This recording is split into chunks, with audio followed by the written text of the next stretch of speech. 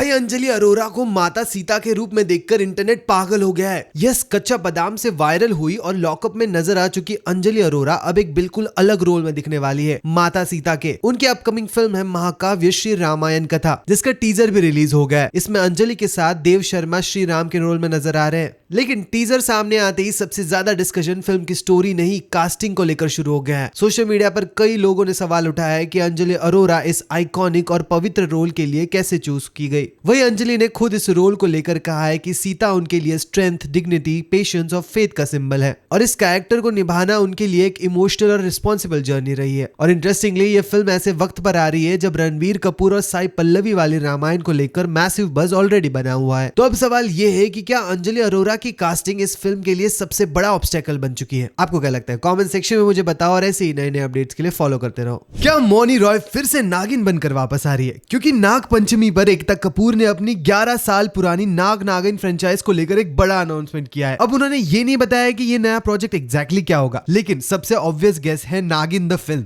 और अगर ऐसा होता है तो कास्टिंग सबसे बड़ा सवाल होगी, क्योंकि एक तरफ है नई बॉलीवुड एक्ट्रेसेस को इस आइकॉनिक रोल में लाने का ऑप्शन और दूसरी तरफ उनके पास मौनी रॉय जैसी ओजी नागिन भी है। मौनी सिर्फ फ्रेंचाइज का सबसे आइकॉनिक चेहरा नहीं है, बल्कि एकता के साथ उनकी दोस्ती भी काफी पुरानी है और नागिन के तौर पर उनकी फैन फॉलोइंग आज भी अलग लेवल की है। तो अगर एकता सच में इस यूनिवर्स को टीवी से बाहर लेकर जा रही है, क्या पता नई नागिन आए या ओजी नागिन ही वापस लौटा है। लेकिन फिलहाल कुछ भी ऑफिशियली कंफर्म नहीं है, बस इतना तय है कि नागिन का अगला चैप्टर टीवी से कई बड़ा होने वाला है। तब तक के लिए आपके क्या क्या थरीज है कमेंट्स में मुझे बताओ और ऐसे ही नए नए अपडेट्स के लिए फॉलो करते रहो बज़ूका शो टाइम्स। अगर मैं आपको बोलूं कि विल स्मिथ अल्लू अर्जुन की फिल्म में विलन बनने वाले हैं तो सुनने में ये क्रेजी लगेगा, राइट? यस, डायरेक्टर एटली की अपकमिंग साइ-फाई फिल्म राका में विल स्मिथ को रिपोर्टेडली की एंटागोनिस्ट के रोल में अप्रोच किया गया है और लेटेस्ट रिपोर्ट्स के मुताबिक उनकी कॉस्ट्यूम्स भी फाइनलाइज हो चुकी है। अब अगर ये कास्टिंग सच में होती है तो सोचिए, एक तरफ अल्लू अर्जुन, दूसरी तरफ विल स्मिथ और डायरेक्टर एटली। ये सिर्फ एक पैन इंडिया फिल्म नहीं रहेगी, ये proper India meets Hollywood casting movement होगा। फिलहाल विल स्मिथ की एंट्री ऑफिशियली कंफर्म नहीं है, लेकिन रिपोर्ट्स के मुताबिक उनके डेट्स और ओवरसीज शूटिंग शेड्यूल को लेकर काम चल रहा है। तो सवाल अब ये है कि विल स्मिथ अगर सच में अल्लू अर्जुन के सामने विलन बने तो राका का ये फेस ऑफ कितना बड़ा होने वाला है। वैसे आपको क्या लगता है? कमेंट सेक्शन में मुझे बताओ और ऐसे ही नए नए अपडेट्स के लिए फॉलो करते रहो बज़ूका शो टाइम्स।